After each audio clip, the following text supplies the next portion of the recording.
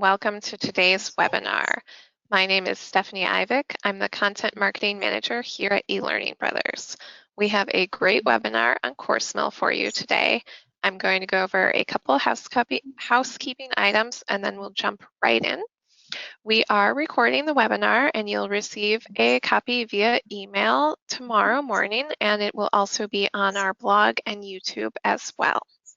If you have any questions during the webinar, feel free to use the questions panel. We'll be monitoring those throughout. We'll try to get to everything during the webinar. If we run out of time, we will follow up with you offline afterwards. Joining me today is John Eckhart to show you what you can do with reporting in CourseMill LMS. So without further ado, John, I'm going to turn this over to you and make you the presenter.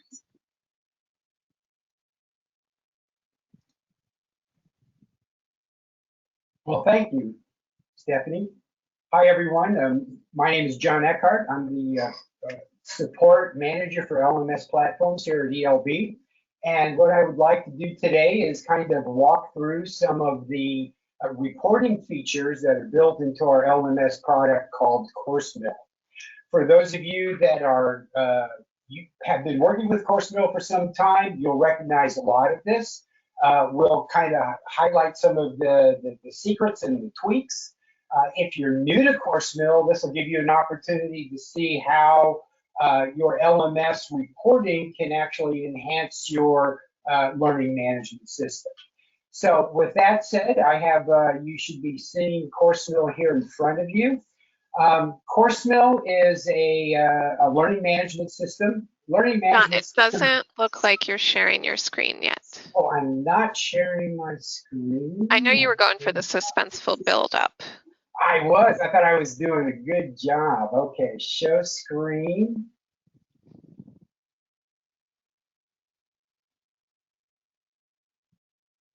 There we go. Look at that beautiful LMS. I know, it's so colorful if you like blue. Anyway, an LMS has three basic functions. One, it allows you to set up students and student profiles. It allows you to install courseware and then deliver that courseware to those students. The third piece of it is your ability to manage learning as it progresses through the system. And the way that we do that is really in two parts. One is what the administrator does to do enrollments and completions and all of those kinds of things. And then on the other side is the reporting that the system provides you, so to give you insight into how your training is progressing. And so you'll see over here at the top left, in CourseMill, we have the ability to administer to the system. Here's where we see the ability to set up, install, and manage courses. Here's where the next item is where we manage our users. We have a community, which is kind of a social environment where people can interact with each other and with message boards and things like that. And then ultimately we have reports. And this is the area that we're going to look at first. So there are two different kinds of reports, first of all, that CourseMill offers. It offers general reports, which is actually, as you see here, a collection of reports that are available to the administrator. These are actually custom reports. And we're going to come and spend a little bit of time looking into these in greater detail. But just to give you an example, what I mean by a custom report is you can actually construct a report to meet your needs using standard SQL statements. We'll come back to this here in a couple of minutes.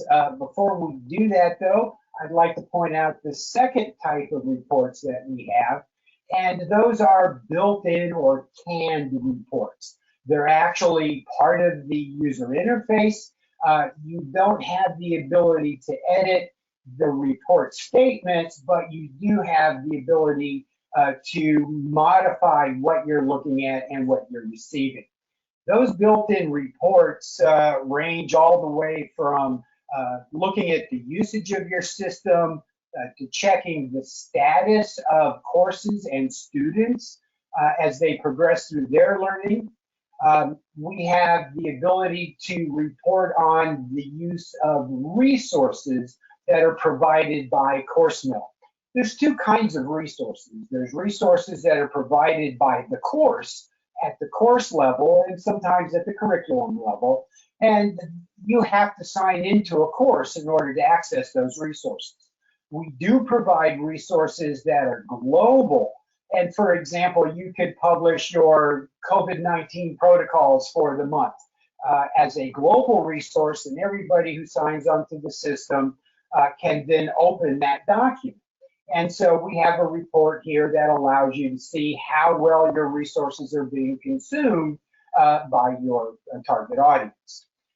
We have reports for looking at the due dates. CourseMill's a very powerful system. It provides support for both web-based SCORM learning, and it also provides support for instructor-led or event-driven courses. Web learning takes place anytime, any place. But if I have an instructor-led course or an event-driven course, such as a WebEx or a virtual meeting or anything along those lines, where you have to be someplace at some time, you can use the due date report in order to track how those kinds of courses are progressing. We have reports for managing interactions. When a learner takes a quiz or a test within a SCORM-based e-learning course, all of the information about that test gets passed back to CourseMill. So we can take a look at the questions that were answered, the way they were answered. Did you answer it correctly or incorrectly? You will also be able to track things like, was that the right answer or the wrong answer? And so the interactions report allows us to look a lot deeper into how our content is being consumed and used by learners. We have the ability to take a look at scores. We can manage our grade book. We can print out, run reports and print out transcripts for individual learners so that you can look at their entire history. And we can also look at things like completions and credit hours. We have two features here that I want to kind of highlight. One is the recently run at the very bottom. This will show you, excuse me, this will show you the last reports that have run today. And the report locker, which is something we will delve into here during this seminar, it allows you to automate the running of reports and the distribution of the output of those reports. So I think you'll find that to be extremely useful. So let's take a look at some of these built-in reports first. And what we will do is we will start here with the usage report. Now, one thing about CourseMill, for those of you that are new to it, is CourseMill has a feature called organizations. We call those orgs. It's a way of aggregating groups of users into their own a collection of courses and records. So we actually on this system have a number of different organizations set up. If you are a member of an organization, you only see the courses that are in that organization, and when you report on that organization, you only pull records about students and courses that are in that specific org. So what I need to make sure to do first of all is I'll just select the org that I want to use. I can select the time frame. I want to see what's been the behavior in the last 30 days. And then all I have to do is click on report.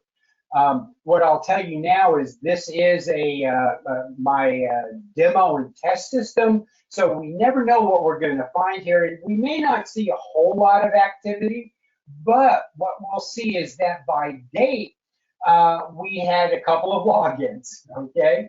But notice that we also had 296 completions based on one login. We'll talk about how that can happen here a little bit later. Let's go back. Once I execute this report, you'll notice up here at the top, there's a couple of buttons that we can push. The first button that we click is the options panel, and this allows us to change the parameters of the report in real time without having to go all the way back and start over. So now that I've run the report, I can say, well, let's take a look at this from a custom viewpoint. And at that point, the calendar is active, and I want to see what happened on the 24th of this month.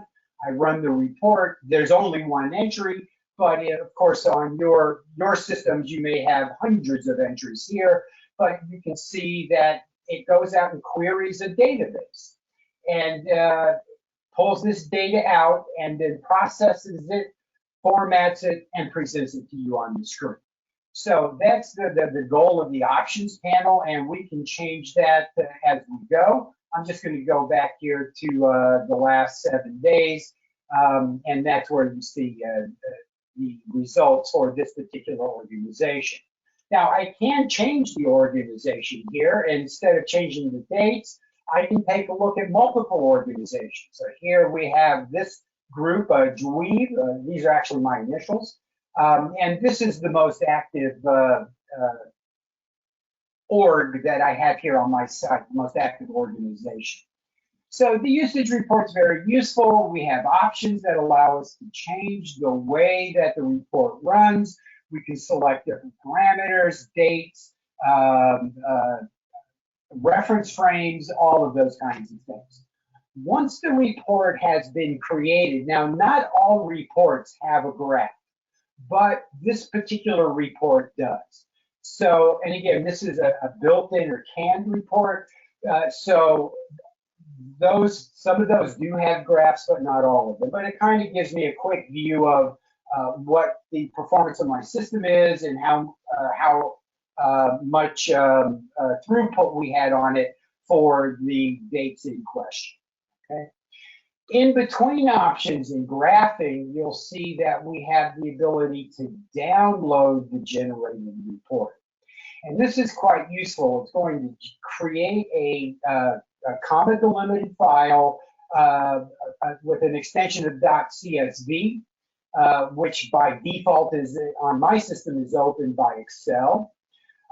You can configure your browser to behave differently when this file is downloaded. I'm using Firefox today, and by default, Firefox will automatically open up the CSV file in Excel.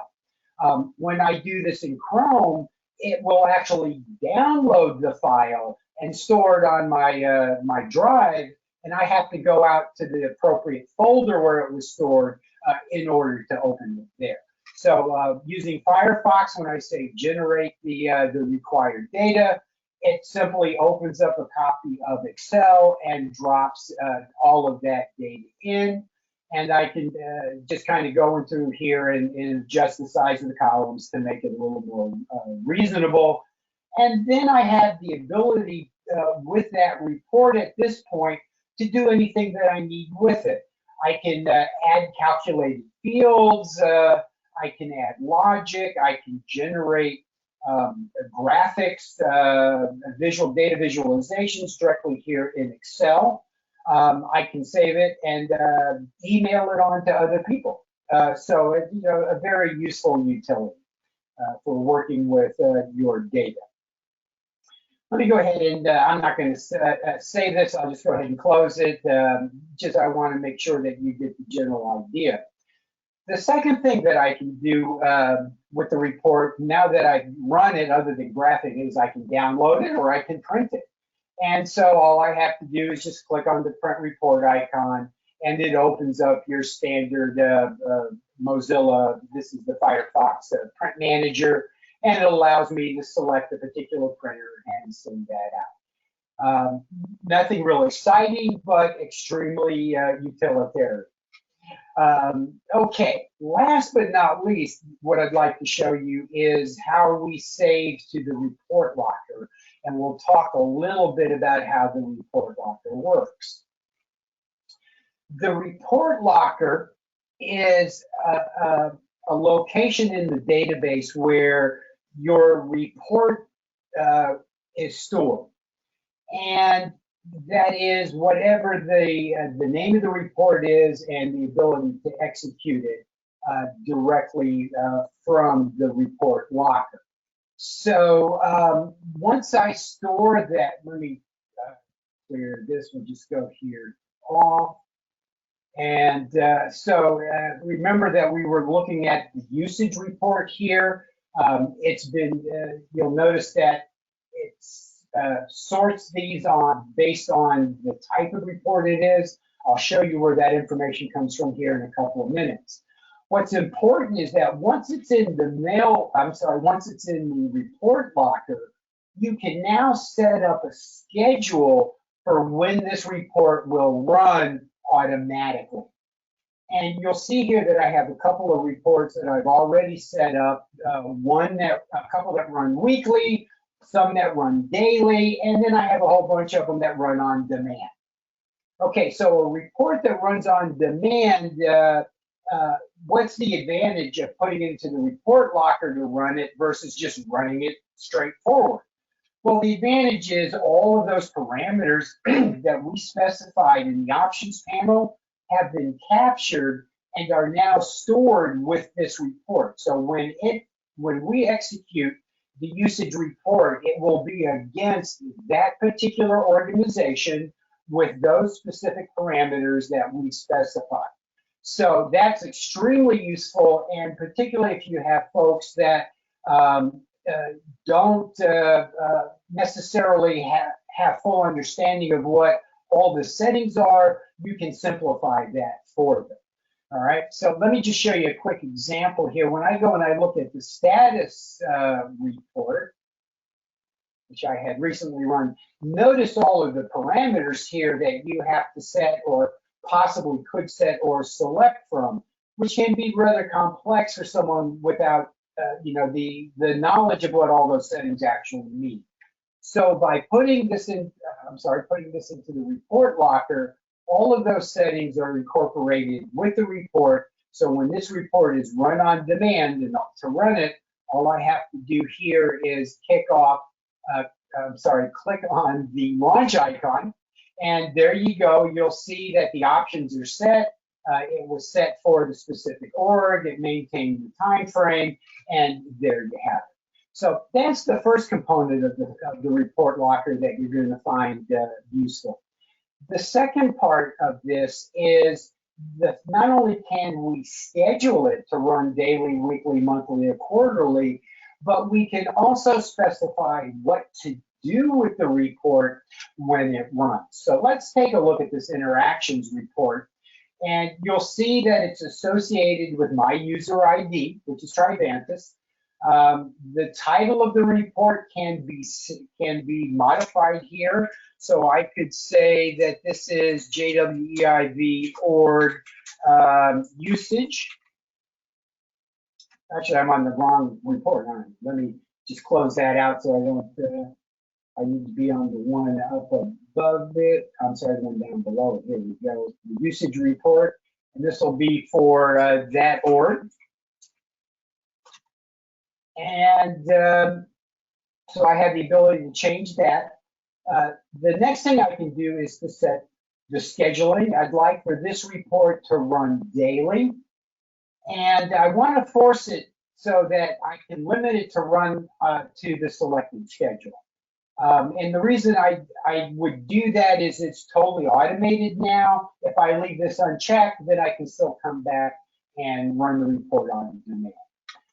We'll go either way, it doesn't make any difference. What I want you to notice here is in the details field is all of the parameters that we had set there are present in this, this field. The next thing is I want to be able to not only run this report, but to email it out to various users of that data. So what I can do is I can add a user here. I'm just going to add myself.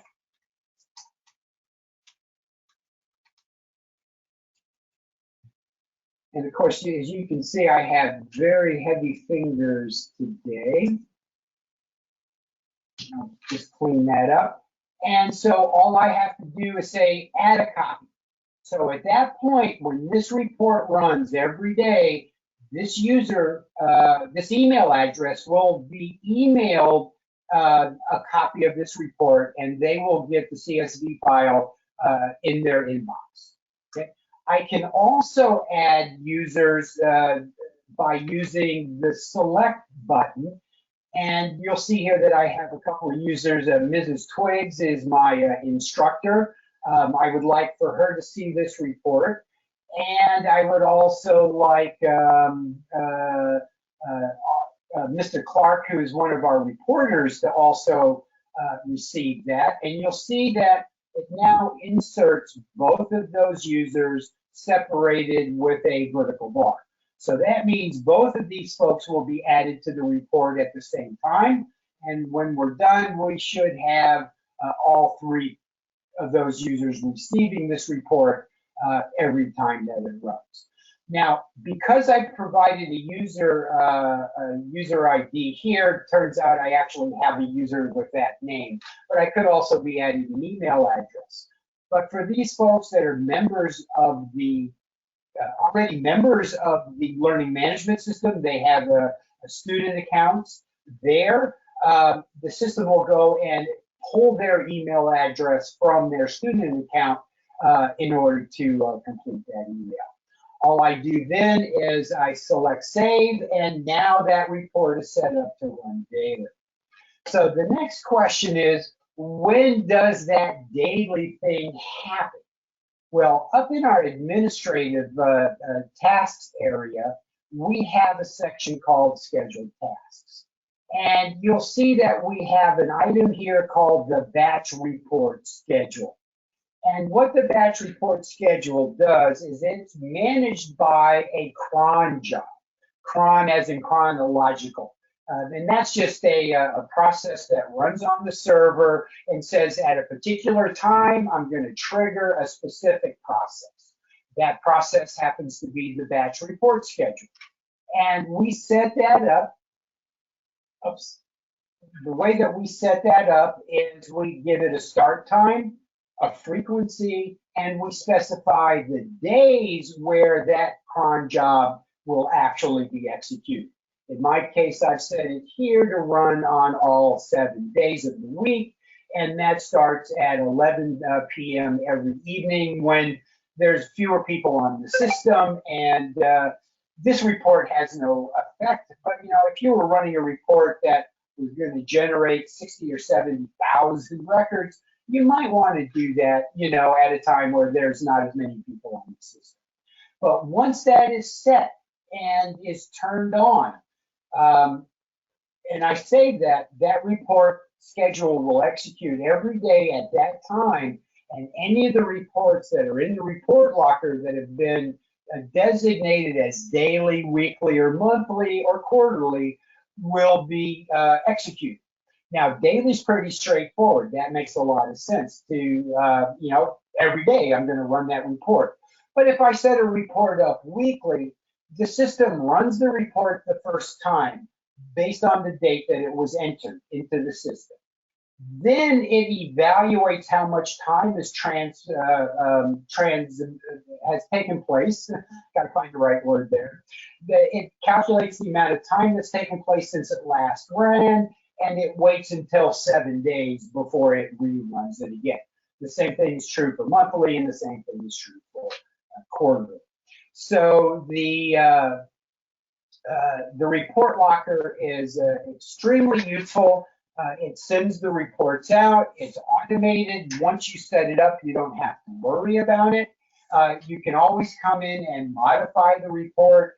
And because it calls the report from the database, if you modify the original report, for example, with a custom report where you have your own SQL, it runs that report on your behalf. So if you've made changes to that report, those changes get picked up here when the report locker executes. Let me just pause and take a breath. And Stephanie, do we have any questions? Sure, we do have one question. Can you pull a knowledge check response that is not part of a quiz?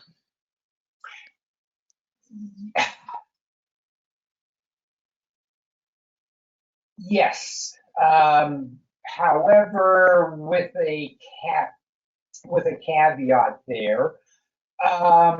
It all depends on your authoring tool for the course itself. The course has to submit that as part of the question pool, the question and answer pool that the course sends back to CourseMill at the conclusion of the course. So, for example, if you take a look in Lectora, I believe you can process a question as well as processing the exam. And that should be sufficient to trigger. Don't take that as 100% true because I'm not the Lectora expert.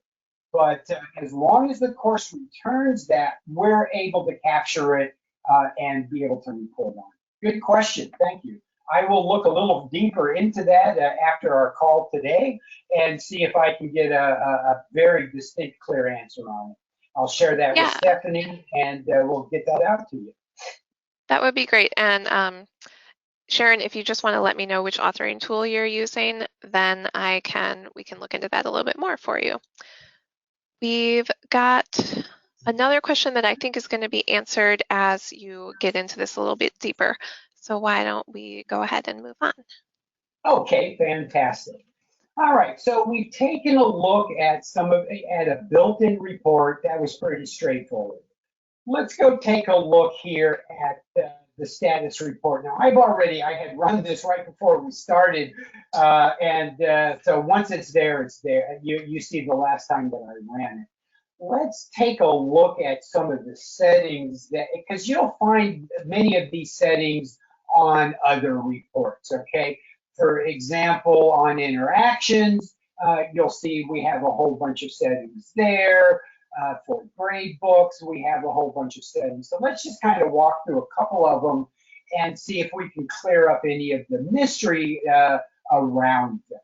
So when I look at the report options for the status report, you'll notice that by default, summary statistics is checked and include, include course details is also checked. This is by default. There are times where, let me rephrase that and say summary statistic means instead of giving you all the data, I'm going to summarize it for you and give you things like totals or averages, or again, depending on the report that you're actually running. And if I turn that off, then I can get a greater level of detail. Course details, so what we'll do is we'll turn this off and run the status report right now. We're still running it against a particular course ID, and when we run it with the summary data off, I see all of the user data. I see their status, I see the end dates, the enrollment dates, completion dates. And so if you find there for a moment that you're not getting what you want, you can uncheck summary statistics. So I'm going to check summary and turn off course details. We'll rerun the report. There's our anticipated totals that come along with this. And now we will turn everything off and run the report. And I'm not sure exactly what didn't appear here on the screen, but the number of records is sitting right now at about 502, and when we turn it back on, it by default looks like it wants to include the course details. We run it again, and it's still 502. So what happens here when we deal with, so this is not the best example, but I'll explain to you what it means, is when I have a course, and it's a web-based course, I often have a single object associated to that course. It's a SCORM object. It contains all the content. It contains all of the the quizzing and the surveys and all of that.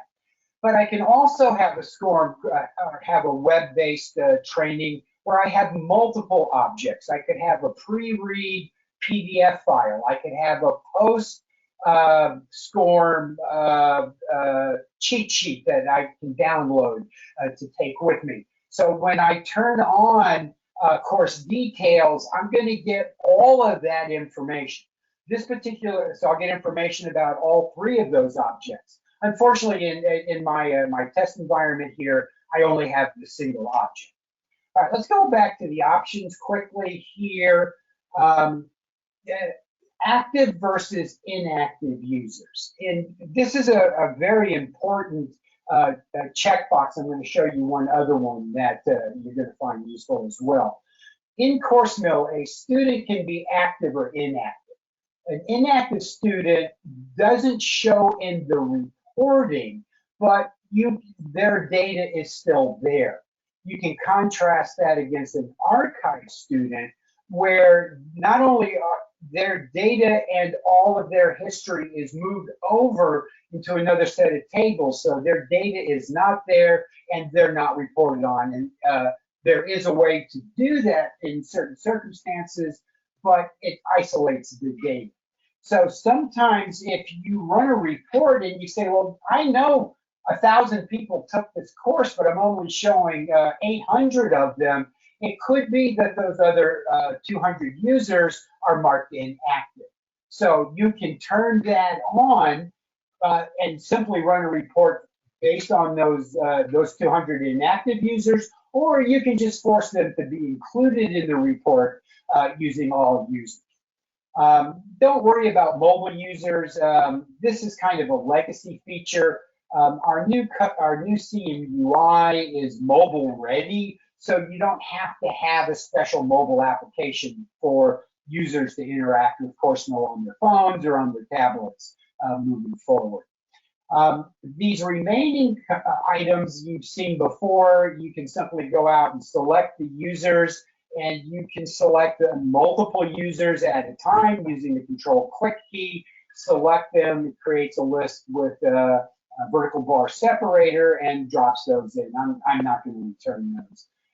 The same thing with curriculum and course IDs. If you know what it is, I know the DP survey course is what I want to look at, but if I didn't know and I wanted to go and grab a different one, I could come up here, for example, and get these two courses are actually part of a curriculum, so I can select those, return them, and now it's going to run a report, and when I click that report, because I selected the users, apparently, so they are showing up.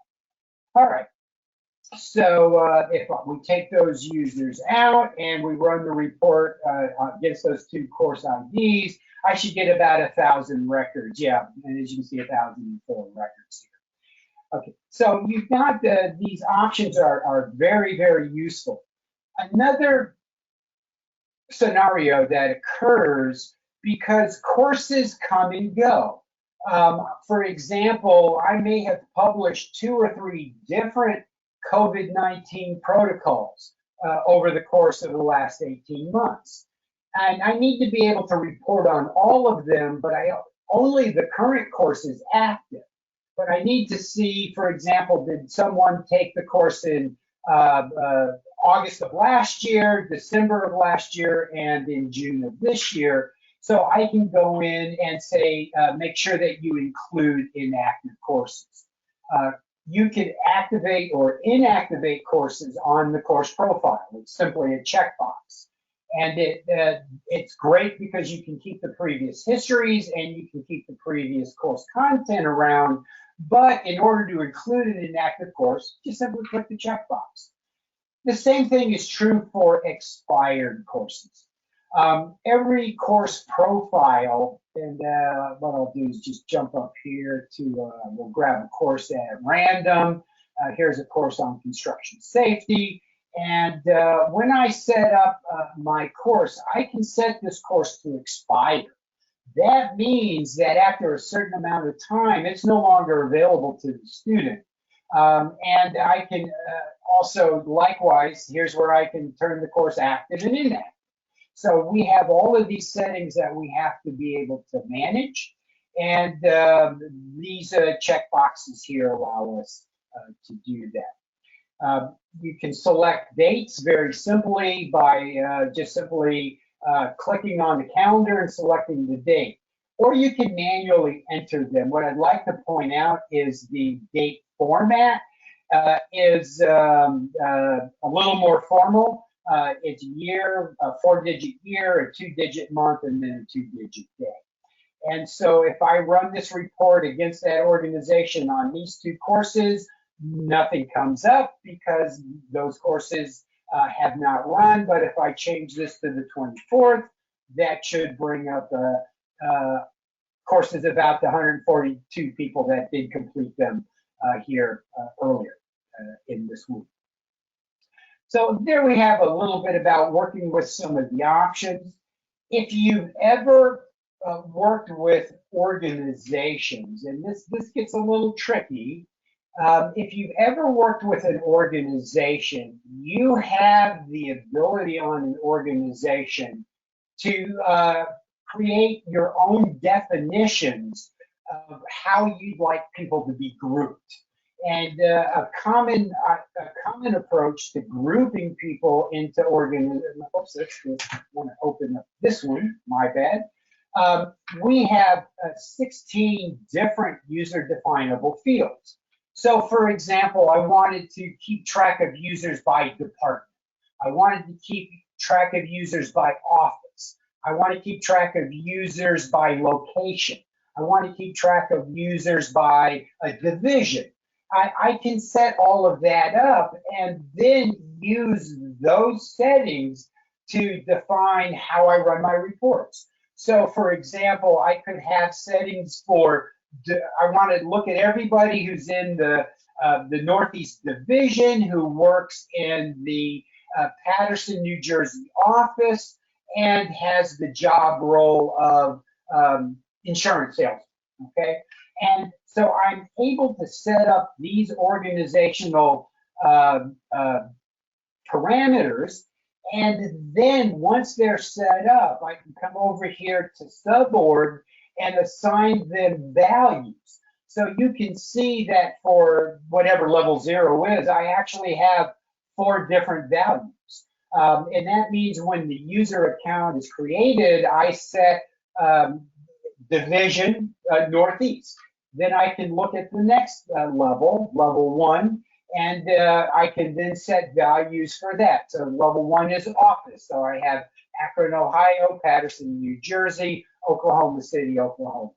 And what that allows me to do is if I've set my database up, or rather my student tables up in that fashion, I can then use these suborg values here, and I can build my report from them by saying I want to find everybody that's in this particular group and who is also in this particular subgroup and has this particular, oops, let me select that, no?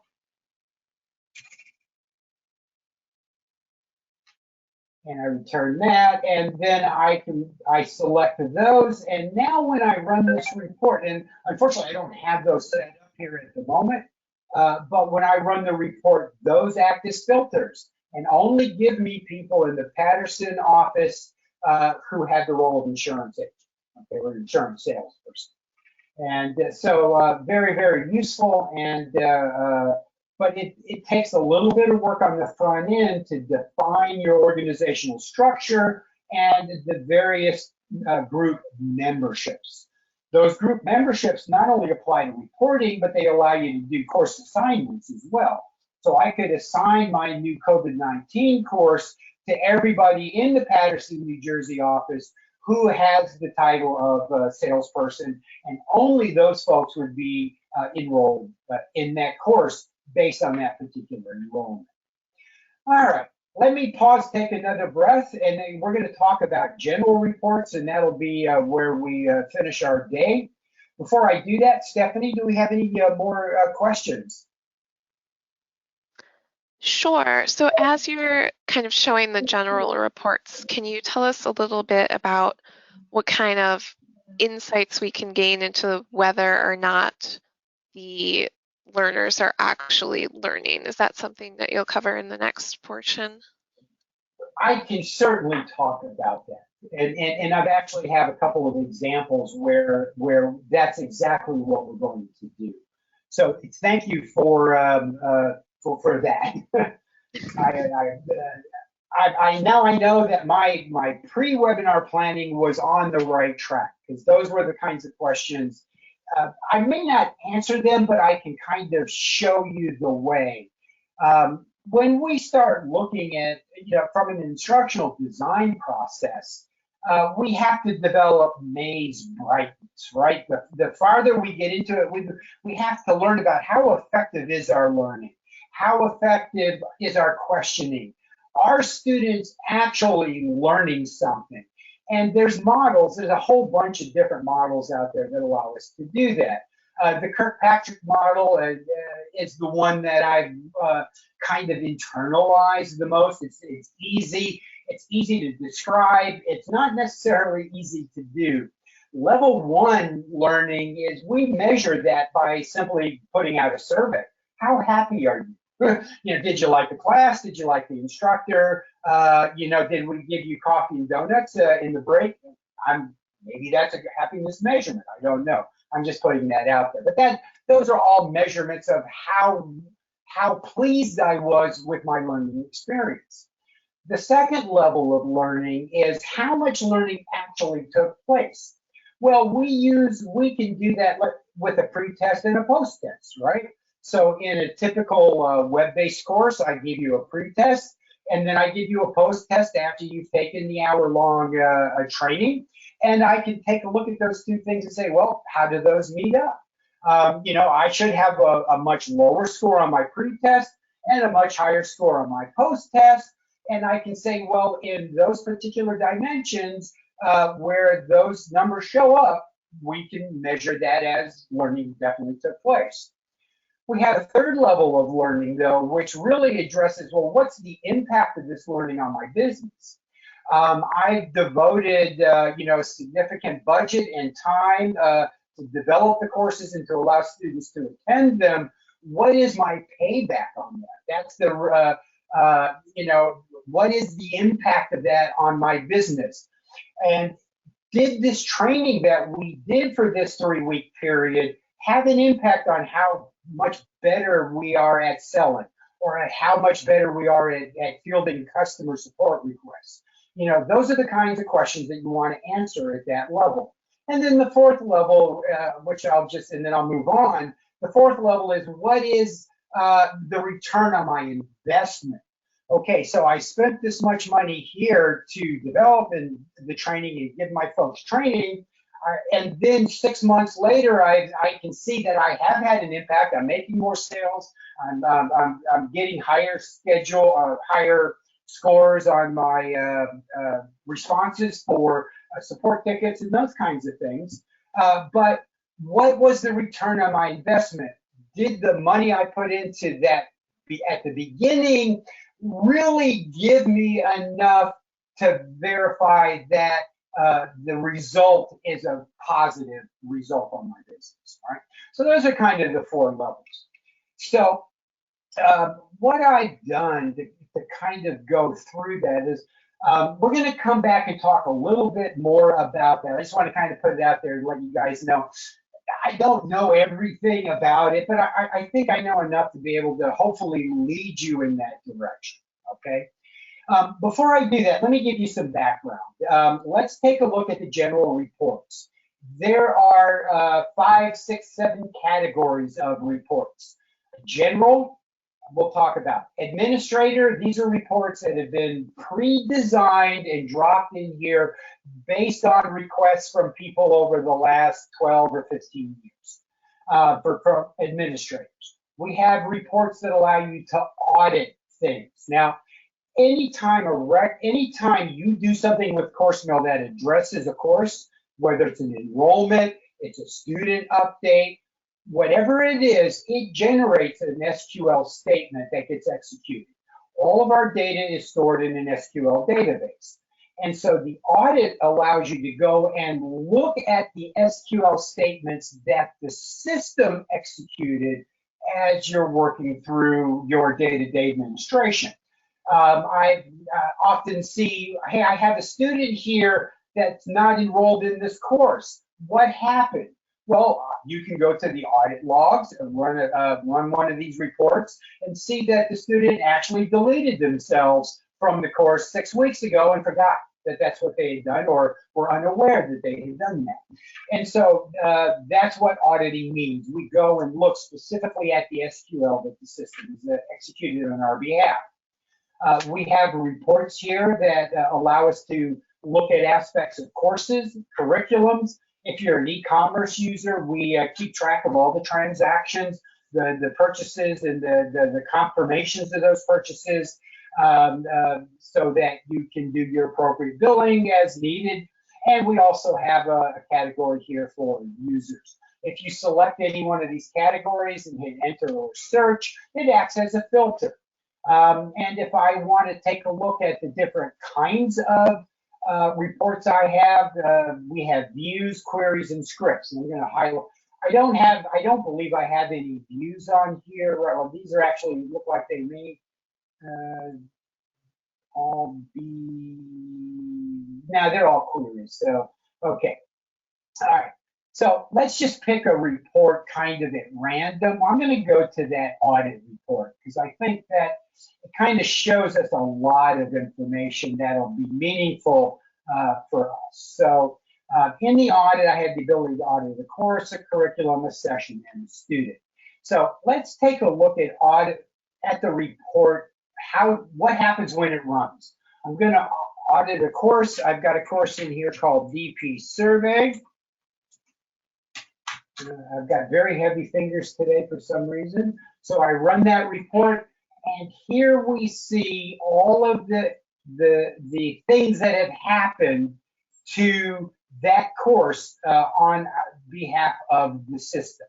And you'll see here that we have, let me get to the headers real quick, the table name, the course ID, the action type, the originator, and the command. So the table name says the table was updated. The table name is called course. The course ID is survey. The action was an insert, meaning something was added to that table. And this is the person who did it. That was me, the administrator. And then here is the actual command that was executed in our behalf. Now, for this to make a little more sense, let me share this with you.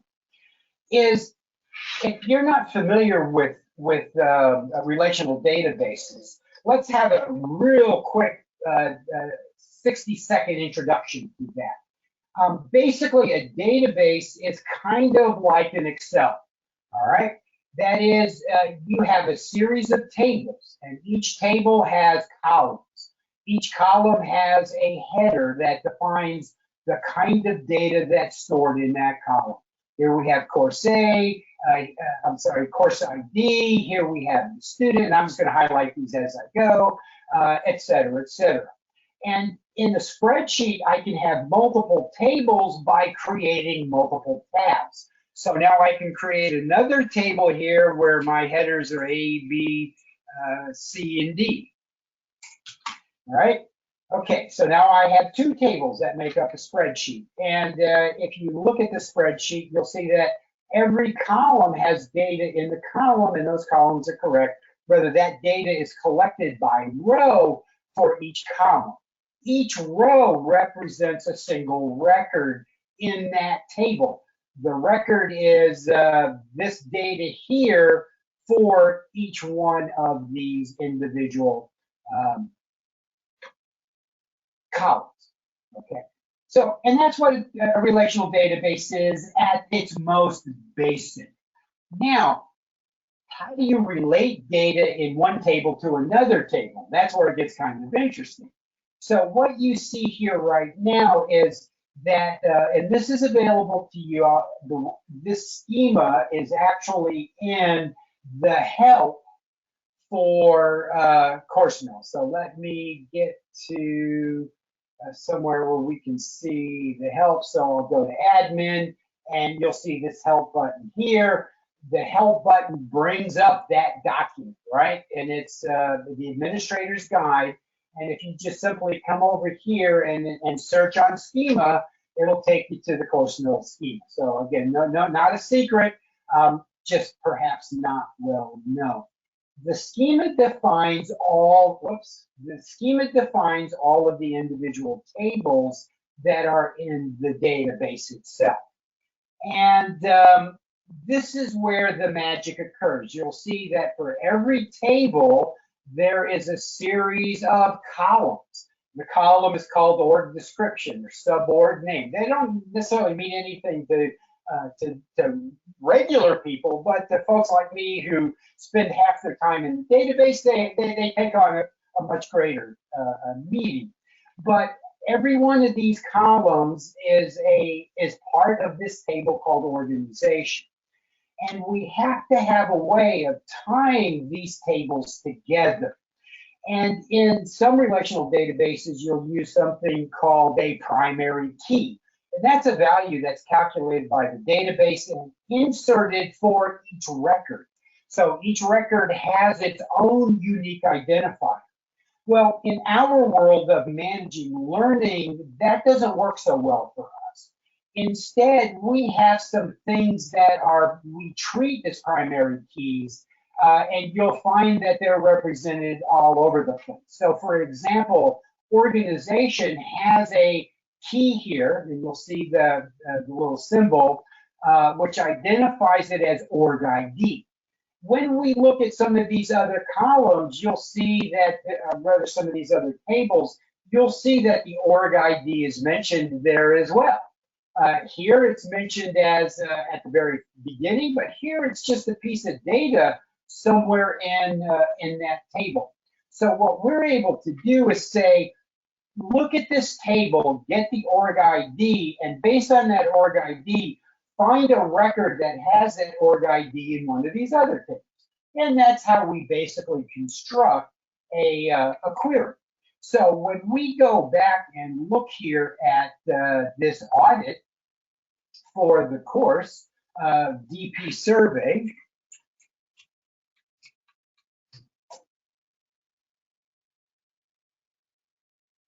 when we take a look at this, that's what you see here in the SQL command, is we're taking all of those values that are important for that table. We may be joining multiple tables together in order to do that, but this is what's being done on your behalf. All right, so now how does that happen? Well, let's look at the actual source code, if you will, for this particular audit query. This is just kind of standard SQL. We're looking at the columns called table name, target. Target is going to be refactored and called course ID. We're looking at the action type, who's the originator, the SQL command that's been executed, and the date recorded. And this keyword, so select, tells us what we're looking for. And from tells us where we're going to go to look at it. Order by tells us how we're going to organize it once it gets presented on the screen. So unfortunately, I would love to teach about SQL today, but I'm going to lose people when I start doing that. I'll probably get lost myself in the process. But what is important to keep in mind here is that when you write SQL, it's a little bit like programming, but it's more like diagramming a sentence. So what I'm saying here is the sentence that I want to say is the select statement. The emphasis and the cultural context for it is going to be where I'm doing that, and that's from the audit trail. And then the local emphasis of my accent is going to be done by the order by. So that's basically what we're doing, is where we're defining how the data in the system is supposed to be recognized and then presented. So let's take a look at now I'm going to go and let's get very specific here. I've only got a couple of minutes left. Let's go John, take a can look I at. ask you a couple quick questions about the audit Sure. reports first? How far back in history does the audit log go? It typically goes back 365 days, but if it gets too large, it will prune itself.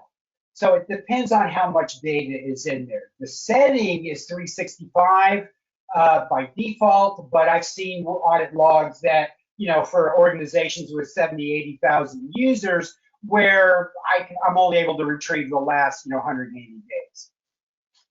All right. And then, is it possible to audit admin user accounts to see if an account is being used? This person is saying they have some extras and they are hoping that they could delete the admin accounts that aren't being used. Is there a way to determine that? Admin accounts, yeah, but not, you could do that because if we look at the schema, as we look at the schema for admin, you'll see there's a last login date. And so you could look at that and say, well, if that date is, older than 9 months, time for them to be removed. So you can do something along those lines. Okay. All right, that's all I have right. All right, fantastic. So I want to get to the really exciting part. I get to do this in about 3 minutes. So we're going to go to the interactions report. And what the interactions report does is it ties 4 tables together. The course ID, the interactions, the question text. This is all the information that's submitted back to CourseMill during when the course completes, and sends the message back to CourseMill saying, here's my completion data. CourseMill grabs that, pushes it into a whole bunch of tables, and we're able to report on that. So you can use this report. Now I'm looking at a survey, so the result is neutral. There is no right or wrong answer. But if I look at this, because I'm looking at a survey, that's all you'll see. But if this were a test question, the result would say correct or wrong. So you can look to see, exactly how the user answered that question. There are other fields that you can use to expose the actual answer. So the response was the answer A in a multiple choice, or true in a true or false kind of selection. And so this is where you can start to do some of that level 2 instructional design assessment of the effectiveness of your questions and things of that nature. Now, if I take that and I download that into a spreadsheet, I now have all of that data. I can manage it via Excel, or I can go out here to a tool like Tableau, and I'm just going to show this to you. I've actually taken that course survey and have 3 different versions of it here, and I set up some data visualizations that show me how those questions, in this particular case, I'm looking at those questions over a 5-day period. Here you can see there were I strongly agree responses versus simple agreement, neither disagree or agree, disagree, and finally, ultimately agree. And so I'm able to just simply, by coming over here in Tableau, I simply define the data source. I go out to my hard drive and I locate the particular file that I want. This is the last file that I uploaded right before we started here on the training. And then based on that, I'm able to then go and set up my data visualizations that kind of give me a way of telling the story of how these questions, here you can see I've got the questions across the top. I've got the responses to those questions totaled per day. So that not only can I see that on day 1, I had a huge number of responses. On day 3, I had a much smaller set of responses. but I'm able to see exactly how those questions were answered and whatever that data is. So it's very easy to export out of and into a data visualization tool. Simply using the techniques and the procedures that we've covered here in this session. So thank you all very much for letting me be part of your afternoon. I had a great time. I hope you've have learned something and that at least made you happy. Thanks very much. Well, John, I definitely have gained a lot of respect for LMS admins today during this webinar. I do not envy them and all the reports, but this has been great. We're getting a lot of comments in the comment section saying that they've learned things and they've appreciated this. And I am going to take the screen back. I've got one last slide to show everybody. All right, so for those of you who don't have CourseMill yet, you can schedule a demo with us, or we can set you up with a kind of limited instance of CourseMill so you can play around in there. You can build your own reports, see how that works out for you. Or if you would prefer, we can help you set up those reports. And if you're interested in that, you can reach out to Zach Batty. He is the head of our professional services department, and he will work with you to get some of your own custom reports set up. We really appreciate everyone coming, and as I said before, we did record this, so you'll be getting a copy of this in your email so you can follow along at your leisure setting up your own reports. Thank you all for joining us. Thanks again, John. This was fantastic. Thank you. And we will see you all at the next webinar.